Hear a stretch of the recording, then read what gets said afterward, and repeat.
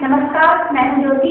आप देख रहे हैं श्री कृष्णा न्यूज। आइए हम आपको लेके चलते हैं तमाम उन खबरों पर जो आज दिन भर में चर्चा करते हैं। जिला अस्पताल के डॉक्टरों ने कायदों की परवाह किए बिना साल भर में 651 महिलाओं के गर्भाशय निकाल दिए। जिन महिलाओं के गर्भाशय निकाले गए उनमें से 30 साल से कम उम्र की महिलाएं हैं। सीएमएस की रिपोर्ट मिलने के बाद एडी हेल्थ ने जिला अस्पताल के सर्जनों को जमकर फटकार भी लगाई और भविष्य में महिला रोग विशेषज्ञ की राय के बगैर किसी महिला का गर्भाशय न निकालने के आदेश दिए। लेकिन सबसे बड़ी बात यह कि किसी भी डॉक्टर के खिलाफ कोई कार्रवाई नहीं की गई है। सरकारी और कई निजी अस्पतालों ने महिलाओं में छोटी बीमारी होने पर भी उनके गर्भाशय निकाले जाने की शिकायतें सरकार तक पहुंची थी। शिकायतों में कहा गया था कि मामूली सूजन या इंफेक्शन पर डॉक्टर उपचार के बजाय सीधे बच्चेदानी निकाल देते हैं। जिसके बाद AD health doctor Subodh Sharma ने जिला अस्पताल के सीएमएस डॉक्टर डीपी शर्मा से 1 अप्रैल 2014 से 31 मार्च 2015 तक के ऑपरेशन का ब्यौरा मांगा। मामले का खुलासा इस रिपोर्ट में हुआ है। इसकी एक जांच कराई जा रही है कि कितनी उसमें केसेस में इसमें महिला डॉक्टर की ओपिनियन लिया गया है और इसमें ऑपरेशन के लायक किस स्थिति में थे। एक दूसरा ये किस एज की महिलाओं के निकाले गए हैं। 2, क्या ये पहले से इमरजेंसी थी क्या था, इसको भी देखा गया है। इसकी जब रिपोर्ट आ जाएगी तो उसके बाद इसके खिलाफ जो भी होगा, जो भी जिसके निकलता है अगर किसी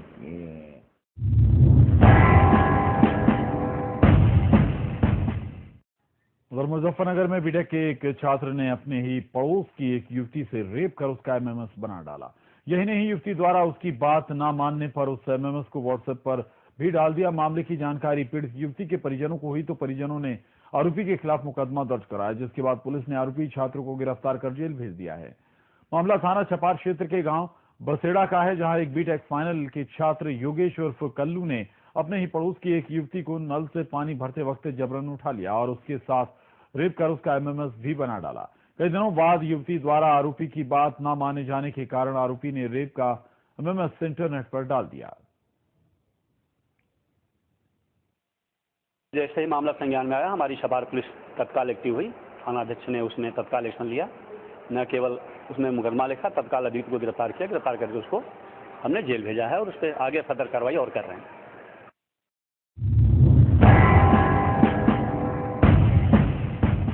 गाजियाबाद में डबल मर्डर से सनसनी फैल गई। लूट के इरादे से महिला और बच्चे की हत्या की आशंका जाहिर की जा रही है। मौके पर पहुंची पुलिस टीम ट्रोनिका थाना इलाके के राम पार्क की घटना बताई जा रही है, जहां डबल मर्डर से सनसनी फैली हुई है। गाजियाबाद का मामला, इस वक्त की बड़ी खबर गाजियाबाद से। गाजियाबाद में डबल मर्डर से सनसनी फैली हुई है। ट्रोनिका थाना इलाके के राम पार्क की घटना बताई जा रही है, जहां डबल मर्डर को अंजाम दिया गया है। 2 मर्डर एक साथ किए गए हैं। लूट के इरादे से महिला और बच्चे की हत्या की आशंका यहां पर जाहिर की जा रही है। मौके पर पुलिस पहुंच गई, पूरे मामले की छानबीन में जुट गई। आखिर क्या कुछ यहां पर सुराग पुलिस को मिलेंगे, देखना होगा। लेकिन ट्रोनिका थाना इलाके के राम पार्क की घटना, जहां पर 2 लोगों की हत्या कर दी गई और बच्चे की हत्या की गई है। गाजियाबाद का मामला, लूट के इरादे से महिला और बच्चे की हत्या की आशंका जाहिर की जा रही है। मौके पर अब पुलिस पहुंची हुई है और तमाम तफ्तीश करेगी। पुलिस सबूत जुटाएगी कि आखिर क्या मकसद था। लेकिन अभी जो प्रथम दृष्टया जानकारी निकल कर आ रही है, पुलिस का कहना है कि लूट के इरादे से हो सकता है यह हत्या की गई हो। संजय गिरी हमारे संवाददाता जुड़ गए और जानकारी के साथ। संजय, क्या जानकारी निकल कर सामने आ रही है, पुलिस क्या बता रही है? जी हाँ प्रशांत, लोनी के ट्रोनिका सिटी स्थित राम पार्क इलाके है, जहाँ महिला और उनके 7 साल के बेटे की हत्या कर दी गई है। वहीं जो 2 बच्चियां थी इनकी, उन पर भी हमला हुआ, वो गंभीर रूप से जख्मी और अस्पताल में भर्ती हैं।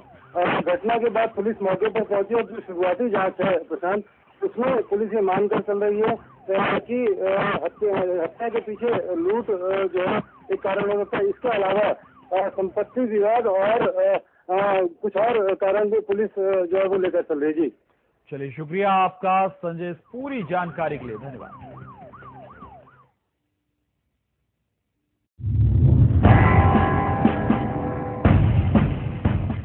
वाजपेयी के साथ थाने में मारपीट हुई है। शिकायत करने गई सपा नेता से थाना हसनगंज के एसओ ने मारपीट की है। लखनऊ का ये मामला बताया जा रहा है। दबंगों की शिकायत करने पहुंची थी रीति वाजपेयी। इसी दौरान दबंगों ने घरों में घुसकर महिलाओं से मारपीट भी की थी। रीति वाजपेयी के साथ थाने में भी घटना के बाद महिलाओं ने थाने का घेराव किया और सपा महिला प्रकोष्ठ की राष्ट्रीय महासचिव हैं रीति वाजपेयी।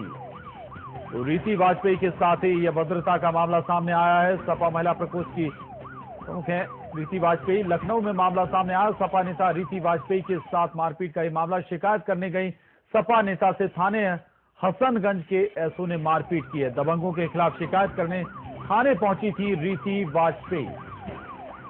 आर के पाल हमारे साथ जुड़ गए और जानकारी के साथ। आर के, आखिरकार एक ऐसी महिला के साथ जो जिस पार्टी से जुड़ी हुई, ऐसी सत्ताधारी पार्टी से जुड़ी हुई, अगर ऐसी महिला के साथ अगर थाने के अंदर मारपीट हो सकती है, पुलिस मारपिटाई कर सकती है, तो आम महिला के साथ क्या होता होगा? ये सवाल बहुत अहम है यहाँ पर। आर के, ये मामला पूरा लखनऊ के थाना हसनगंज थाना क्षेत्र का है, जहाँ पे दबंगों ने एक महिला के पहले रास्ते में छेड़खानी की। उसके बाद वहाँ पे महिला मौजूद थी और उसके साथ छेड़छाड़ करते हुए उसके घर में घुसे और उसको मारपीट की। जब इसकी शिकायत करने थाने में महिला और महिला के साथ में सपा कार्यकर्ता थाने पहुंचे तो एसओ ने उनके साथ बदतमीजी की और महिला के कपड़े भी फाड़ दिए। जहाँ कहा जाए कि उसके साथ भद्रता करी और बदतमीजी करनी और देख लेने के लिए भी कहा, जिससे गुस्साए महिलाओं ने थाने का घेराव कर लिया और हल्ला बोल दिया और थाने के एसओ को सस्पेंड करने की गुजारिश करने लगे दबंगों का। लेकिन पुलिस उनकी यह शिकायत है कि दबंगों के साथ उनकी मिलीभगत थी, जिसके चलते दबंगों को पकड़ तो लिया गया, लेकिन उनका पक्ष लेती रही पुलिस और केस दबाने का प्रयास करती रही। बिल्कुल, शुक्रिया आर के आपका इस पूरी जानकारी के लिए।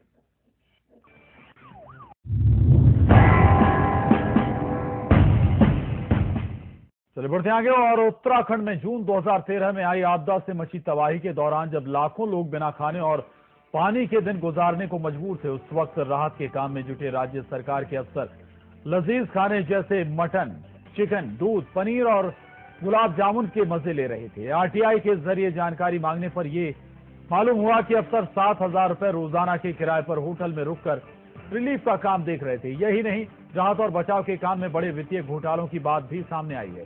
उत्तराखंड के सूचना आयुक्त अनिल शर्मा ने इस मामले में सीबीआई जांच की सिफारिश की है। आरटीआई के तहत मिली जानकारी के मुताबिक आधे लीटर दूध की कीमत 194 रुपए वसूली गई। और इस वक्त हमारे साथ नेता प्रतिपक्ष अजय भट्ट जी जुड़ गए। अजय जी, यहाँ पर वाकई में बहुत अहम बात, बार बार जो सवाल खड़े हो रहे हैं, आखिरकार जो आपदा आई, आपदा में जो राहत पहुंचाई गई लोगों को, उसमें अब गड़बड़ी सामने आई। न केवल फर्जी बिलिंग की गई, बल्कि जो अधिकारी थे वो बड़ी ऐशगाह के साथ 7-7 हजार रुपए के रोज के जो किराया था उस होटल में रुके हुए थे, वहां से राहत कार्य चला रहे थे, व्यंजन खा रहे थे। इस तरह की तमाम बातें सामने आई हैं। क्या कुछ कहेंगे, आपकी पहली प्रतिक्रिया इस पर? एक बात, हमारी बात फिर सही हुई है। हमने सीबीआई की इंक्वायरी करने की मांग करी थी, जिसको आज सूचना आयुक्त महोदय ने भी ये कहा है कि सीबीआई की इंक्वायरी से कम इसमें जांच नहीं हो सकती है जी। ये तो मात्र 26-27 लाख का घोटाला आया है और असली तस्वीर आ गई है कि इन लोगों ने क्या किया है, सरकार के लोगों ने।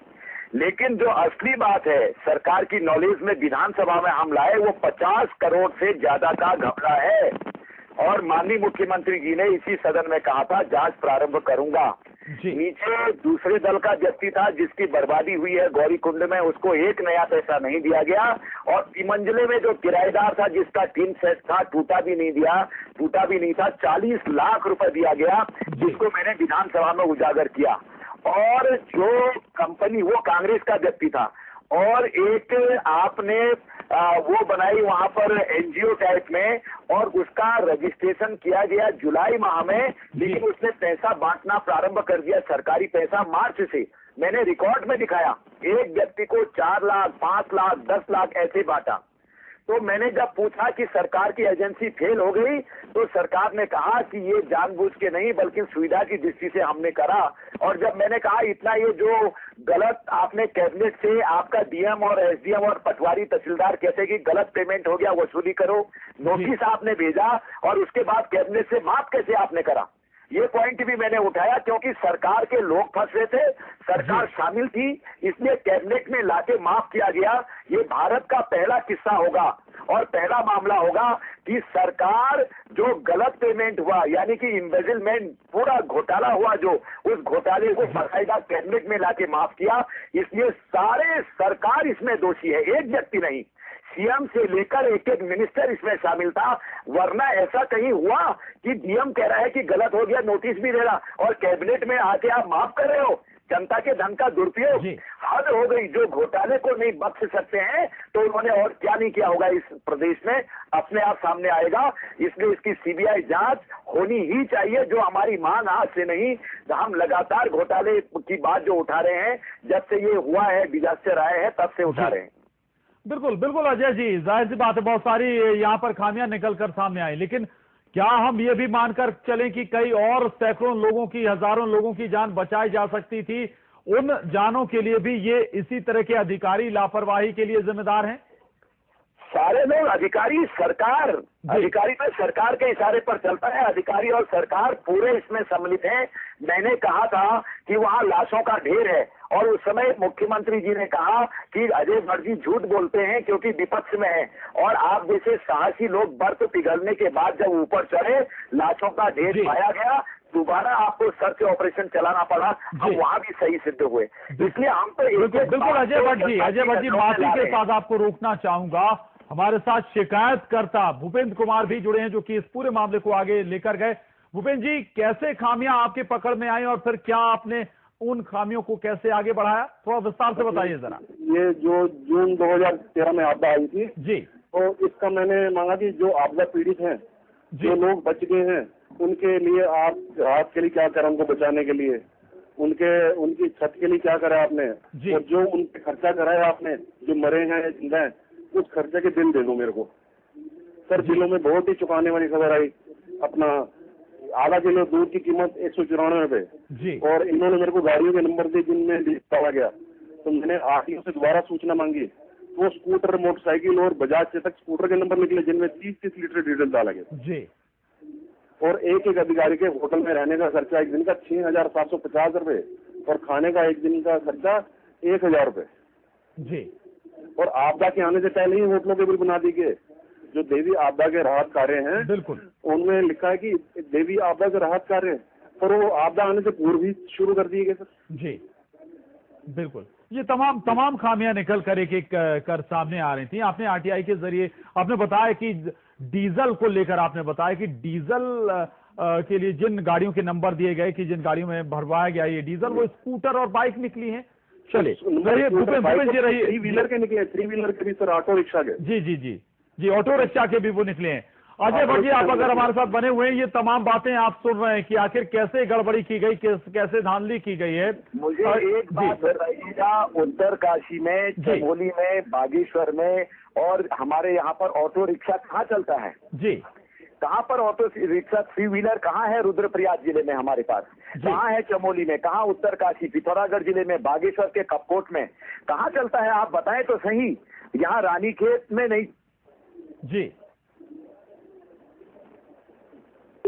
अजय जी से संपर्क टूट गया है, लेकिन भूपेंद्र जी हमारे साथ अभी भी बने हुए हैं। भूपेंद्र जी, वाकई में बहुत अहम बातें निकल कर सामने आई जी। नहीं बताया देख कि जब जितने भी अधिकारी राहत कार्य में लगे रहे, जिन्होंने मटन चिकन की धजियावाड़ी खा गए सर, लोगों को रोटी खाने का निवाला नहीं था और मटन चिकन खाए जा रहे थे, अंडा कैरी, गुलाब जामुन खाए जा रहे थे जी। भूपेंद्र जी, कुछ ऐसी जानकारी भी निकल कर सामने आई कि आपदा तो जून में आई थी, लेकिन जो राहत कार्य शुरू हो गया वो जनवरी से ही हो गया, ये कैसे? जनवरी से हो गया, बिल दे दिए सर, हमने राहत कार्य शुरू कर दिए। सर कुछ कार्य ऐसे हैं वो शुरू तो दिसंबर में हुए और शुरू होने से पहले खत्म दिखा दिए, 1 महीना पहले जी। अभी शुरू भी नहीं, खत्म पहले दिखा दिए जी। लगभग कितनी बड़ी ये गड़बड़ी आपको नजर आती है भूपेंद्र जी, जो जानकारी आपको आरटीआई के जरिए या तमाम दूसरे स्रोतों के जरिए मिली है? सर ये तो आपका जो पीड़ित लोग हैं जी, ये तो जितना बुरा उनके साथ हुआ है किसी के साथ नहीं होता। आज हमारा प्रदेश जो आर्थिक तंगी से गुजर रहा है, इतना पैसा करोड़ रुपए जी, कौन से विभाग इसमें लिप्त नजर आ रहे हैं? सर जितने भी लोग वहाँ गए थे, जो सूचना मांगी है सारी मेरे को वहाँ से कार्यालय से सूचनाएं आई। जी, यानी कि लगभग सारे जो सरकारी विभाग हैं वो इस गड़बड़ी में लिप्त हैं। सर सब भी नहीं कह सकते जी, कुछ मछलियां होती हैं तालाब को गंदा कर देती हैं जो जी बस जी। बिल्कुल, लेकिन ऐसे अधिकारी बड़े पैमाने पर है जिनका आप जिक्र भी कर रहे हैं कि 7-7 हजार रुपए का रोज का किराया ऐसे होटलों में रुके और बड़े लजीज पकवान वो वहां से खाते रहे और वहीं से ये पूरा जो राहत कार्य था वो संचालित कर रहे थे। भूपेंद्र जी। बात है ये। जी जी जी जी, और कुछ विस्तार से बताइए जरा, जो आपके पास डॉक्यूमेंट्स आपके पास निकल कर आए होंगे सामने, उन डॉक्यूमेंट्स में और क्या जानकारी है? सर एक तो निर्माण कार्यों की जानकारी है सारी है, जो निर्माण पहले ही शुरू कर दिए। सर एक ही दुकान से 1800 रेनकोट खरीदे गए हैं जी जी 3 दिन में जी। उस टाइम तो आपदा भी नहीं है जो खरीदे।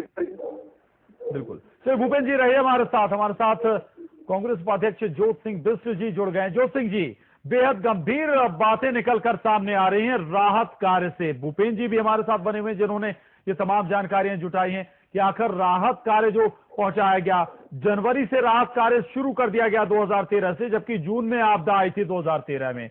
एक एक अधिकारी 7-7 हजार रुपए के होटल में रुकने की पर्चियां दी गई, तमाम लजीज पकवान खाने की पर्चियां दी गई। इस पर आपका रिएक्शन पहला? देखिए ये जो चीजें निकल करके आई हैं, ये जिस तरह की जानकारियां सूचना के अधिकार में प्राप्त हुई, ये निश्चित रूप से इस प्रदेश के लिए बहुत ही दुर्भाग्यपूर्ण है कि एक तरफ प्रदेश ऐसी दैवीय आपदा से जूझ रहा था और दूसरी तरफ अधिकारी अगर इस ढंग की मनमौजी कर रहे थे, इस ढंग से उस पैसे को लुटाने का काम कर रहे थे, लोग जिस विभीषिका में थे, तो ये हमारे प्रदेश के लिए सुखद और अच्छा संकेत नहीं है। ऐसे अधिकारी जो इसमें लिप्त रहे उनके खिलाफ निश्चित रूप से कार्रवाई होनी चाहिए। हम भी सरकार से मांग करेंगे कि इसकी और व्यापक खोजबीन करके जो दोषी अधिकारी उनको दंडित किया जाए। इसमें किसी को माफ करने का कोई, मेरी समझ से कोई प्रश्न पैदा नहीं होता है। जी चलिए, शुक्रिया ज्योत जी आपका, धन्यवाद आपका। लेकिन बहुत अहम बात यहां पर, चलिए हमारे साथ उत्तराखंड ब्यूरो चीफ पंकज पवार इस वक्त जुड़ गए हमारे साथ। पंकज, रिएक्शन जरूर आ रहे हैं अलग अलग राजनीतिक दलों के जरिए, सब गलत से जरूर बता रहे हैं, लेकिन सवाल ये है कि आखिर ये सब कुछ गलत होते हुए किसी की नजर नहीं गई। ये तमाम सब कुछ हो रहा था, तमाम राजनीतिक दल लगे हुए थे, मशीनरी पूरी लगी हुई थी, सब कुछ होता रहा, आम जनता परेशान होती रही। लेकिन देखिए 16-17 जून को जब आपदा आई थी तब उसके बाद अधिकारियों को वहां पर भेजा गया, तो क्या उनको अधिकारियों को 7,000 के कमरे में रुकने के लिए भेजा गया था या फिर लोगों को बचाने के लिए भेजा गया था? और जो तमाम व्यंजन और पकवान वहां खाए गए, आप ये समझिए कि केदारनाथ में लोग तिल कर मरते रहे, भूखों मरते रहे, लेकिन हमारे जो अधिकारी हैं वो किस तरीके का अपना रवैया उन्होंने। बिल्कुल संपर्क पंकज से टूट गया। हम फिर संपर्क करेंगे पंकज से, लेकिन इस वक्त जो बार बार बात उठ रही कि क्या वाकई में इतनी बड़ी लापरवाही और पूरी मशीनरी आखिरकार कहां थी, क्या कुछ हो रहा था, लगातार लोगों की जान पर बनी हुई थी, क्या जो अधिकारी थे सरकार के वो इस तरह से बड़ी गड़बड़ी, बड़ी लापरवाही, बड़ी धांधली को अंजाम दे रहे थे?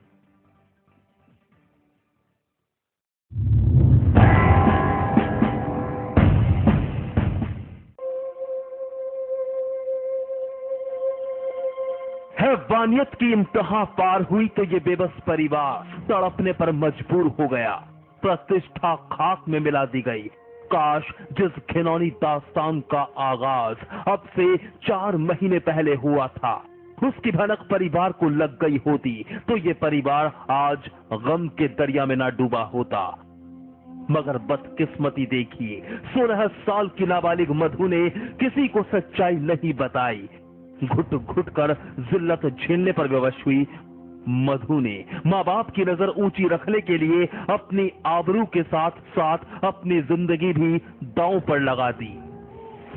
पूरा स्कूल लिए कि वो मुझे ब्लैक करे और मेरे संग में रेप भी की और एक बार, और जबरदस्ती काबू में नहीं आई तो मट्टी का पेंच रख के मुझे आग लगा दी। वीडियो फिल्म बना ली थी लड़की की, तो ये ब्लॉक करते लड़की को कि मतलब या तो हमारे आदमी से संपर्क कर, नहीं हमें पैसा दे। ये लड़की चोरी से घर से निकाल के पैसा देती रही, जो तलक तो उनका मुंह बंद रहो।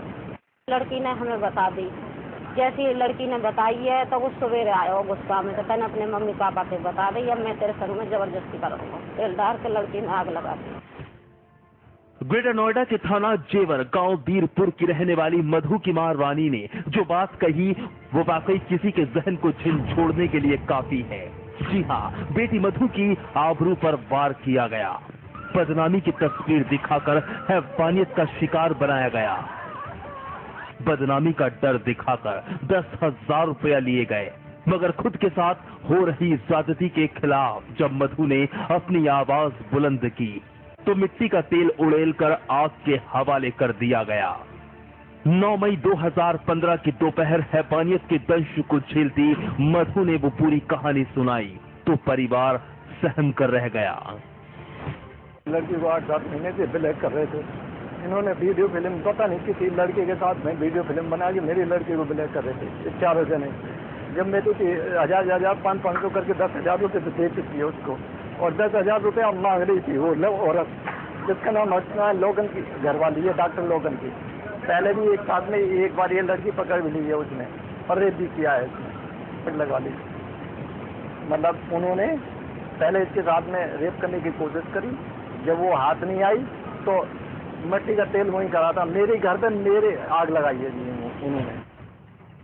पिता प्रकाश की नाक ऊंची रहे, समाज में प्रतिष्ठा बनी रहे, यही सोचकर 10वीं क्लास की छात्रा ने अपनी आबरू गांव के चंद हैवानों के हवाले कर दी।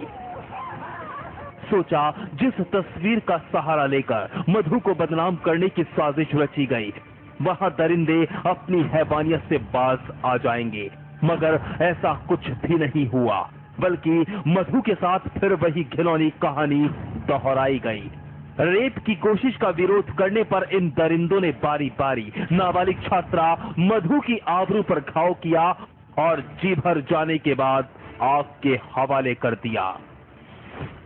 ये जेवर क्षेत्र से ही एक महिला जो अभियुक्ता थी और 3 पुरुष, चारों अभियुक्तों की गिरफ्तारी हो चुकी है।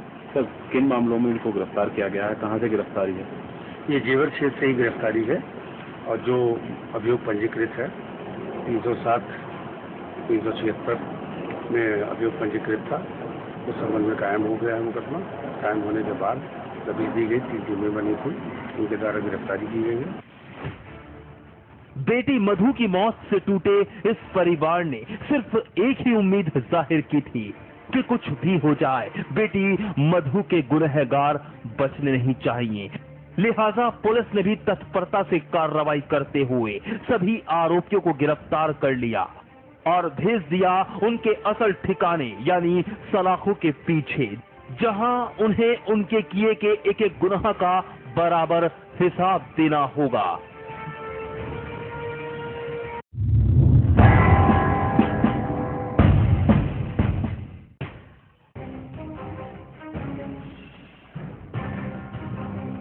तारीख थी 19 अप्रैल 2015। ग्रेटर नोएडा के थाना इकोटेक 3 गांव हल्द्वानी में रहने वाले एक परिवार की बेसब्री बढ़ गई। तस्वीर में नजर आ रही 6 साल की हिना और 3 साल की खुशबू रहस्यमयी हालत में गुमशुदा हो गई। तड़पते परिवार ने काफी तलाश की लेकिन लापता हिना और खुशबू की कोई खबर नहीं मिली। परिवार समझ नहीं पा रहा था कि चचेरे भाई के साथ गई दोनों बच्चियां कहां रह गई। इस हालात में परिवार ने स्थानीय थाने में तहरीर दी तो भरोसा मिला कि बच्चियां मिल जाएंगी, कहीं चली गई होंगी। आखिरकार ग्रेटर नोएडा पुलिस ने बच्चियों के साथ गए चचेरे भाई भोला की खबर ली तो वो घिनौनी सच्चाई भी आम हुई जिसकी कल्पना किसी ने सपने में भी नहीं की थी। जी हां, रिश्तों का सौदा हुआ था। मासूमियत महज 15,000 में बेच दी गई थी। दिल्ली के जीबी रोड पर मासूम हिना और खुशबू की मासूमियत की बोली लगाई गई थी। ग्रेटर नोएडा पुलिस ने दिल्ली पुलिस की मदद से जीबी रोड के कई कोठों पर काफी तलाशी ली लेकिन मासूम बच्चियां कहीं नहीं मिली। निराश हो चुकी ग्रेटर नोएडा पुलिस का अभियान भी दम तोड़ने की कगार पर पहुंच गया। बात की गंभीरता समझी, पीड़ित पिता मोहम्मद अली को भरोसा दिया कि उनकी बच्चियां वापस आ जाएंगी। लिहाजा ग्रेटर नोएडा पुलिस और दिल्ली पुलिस ने केस की तहत दोबारा खंगालनी शुरू कर दी। एसओ इकोटेक जो है दिनेश और उनकी सहयोगी टीम जुटी। इन्होंने कई जगह जाकर के दिल्ली में आसपास के इलाकों में दबिश दी। दबिश देने के बाद कुछ नंबर इनको प्राप्त हुए। उन नंबरों पे इन्होंने सर्विलांस सेल के माध्यम से अपनी कार्रवाई स्टार्ट की। दिनांक 26 को जब इनको लोकेशन जो चचेरा भाई भोला है वो अपने गांव बलिया पहुंच गया था, जा करके बलिया से उसकी गिरफ्तारी की गई। उस गिरफ्तारी के बाद ये जानकारी में आया कि पायल नाम की एक महिला को भोला ने 15,000 रुपए में दोनों बच्चियों को भेज दिया है। ग्रेटर नोएडा के थाना इकोटेक 3 और एसओजी की संयुक्त कार्रवाई रंग लाई। दिल्ली के जीबी रोड पर स्थित कोठा नंबर 64 पर बेची गई मासूम हीना और खुशबू को खरीदने वाली तवायफ हत्ते चढ़ी तो एक एक करके सबकी शातिरी आम होती चली गई। ग्रेटर नोएडा पुलिस के हत्ते चढ़ी पायल ने खुद का धंधा शुरू करने के लिए मासूम हीना और खुशबू को खरीदा था, जिसकी निशानदेही पर गायब दोनों बच्चियां हीना और खुशबू एक शेल्टर होम से बरामद की गई। गिरफ्तारी के बाद ये पता लगा कि इसमें दिनांक 21 अप्रैल को जब पुलिस की दबिश पड़ी, उसके बाद ही एक शेल्टर होम है, SOS चिल्ड्रंस शेल्टर होम है, जहां पे पास के चौराहे पे इसने छोड़ दिया और वाच करती रही तो लोकल एक PCR आई जो कि शेल्टर होम में ले जाके दाखिला करा दी थी। पुलिस टीम ने पायल की निशानदेही पे और जो बातें बताई थी उस आधार पे वहां पे जितने शेल्टर होम थे ऑलरेडी चेक कर चुके थे। जब एग्जैक्ट नाम मालूम हो गया तो वहां जाकर उस लड़की की जानकारी मिली। बदकिस्मती से रेड लाइट एरिया यानी जीबी रोड के कोठों पर पहुंची मासूम बच्चियों की खरीद फरोख्त हुई। मासूमियत तड़पती रही, इंसानियत रोती रही, लेकिन आज खिलौने सदमे से बाहर निकला परिवार तहे दिल से शुक्रिया अदा कर रहा है, जिनकी गोद में दोनों मासूम वो बच्चियां भी हैं। ग्रेटर नोएडा पुलिस की कोशिश कामयाब हुई।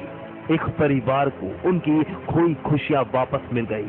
तीनों आरोपियों समेत वारदात का मास्टरमाइंड भोला सलाखों के पीछे है और इस कामयाबी की हम भी सराहना करते हैं।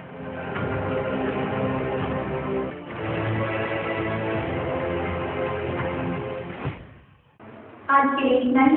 कल से मिलेंगे कुछ बड़ी खबरों के साथ।